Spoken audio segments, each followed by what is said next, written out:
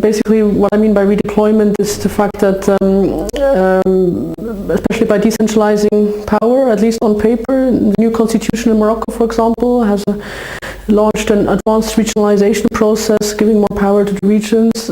And so in paper it looks very good. On paper it looks like, okay, we're giving more power to the people, but actually in practice I argue that it's actually still helping to keep the power of the central state in place. So it has just redeployed. It has changed its locus of power. It has changed where it is deployed or where it is asserting itself. You can also say it has reorganized itself. It has rearticulated in different spaces. So that's what I mean.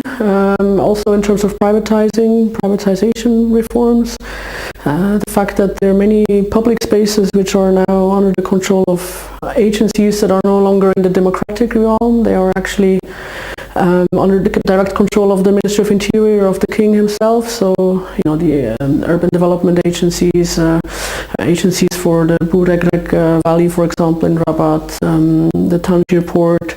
So these spaces are no longer under the control of elected representatives, and I find that problematic when we think of Morocco as being in a democratic transition. The other thing I want to highlight is also that this is not just a sort of a negative picture, but also there are new spaces have opened up for citizens to also claim power, so they can use some of these mechanisms that are now there, like the right to petition to local governments. So they are using them, and of course it's a question to what extent is the state going to respond to that.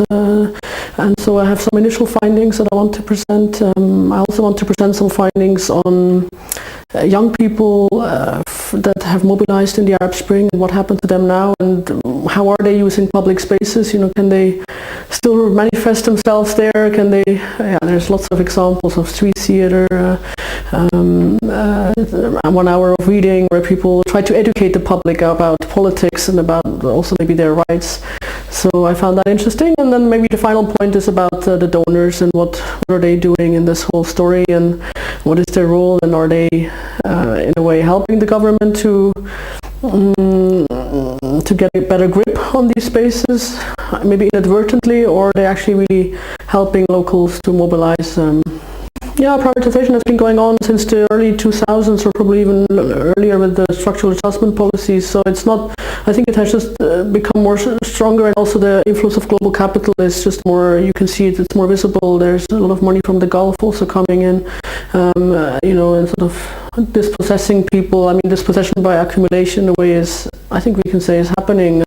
Land being taken away from people. So slums have, so the slum upgrading is an important policy, that this program of cities without slums, and so people are being banned or relocated, if you like, from prime real estate, which before was not prime but now has become very valuable. So they are relocated to the margins of the city, and in fact actually increasing their social exclusion. So that is a problematic, I think, development. Those are in the realm of public governance or administration. Those would be the main reforms, but of course there are other reforms that I'm not touching upon, like economic, etc. But I think, and also in terms of social policy,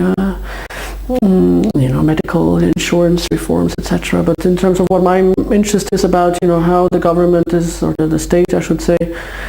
In Morocco, you always have to make a distinction between the Mahsen and the government. But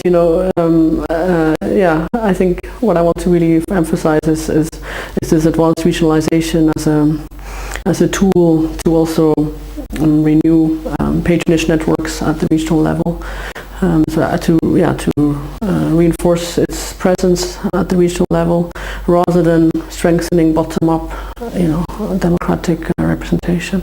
I have to say I haven't followed that very closely recently. I've been busy with other things, but we've already had the movement against the Cherté de la Vie.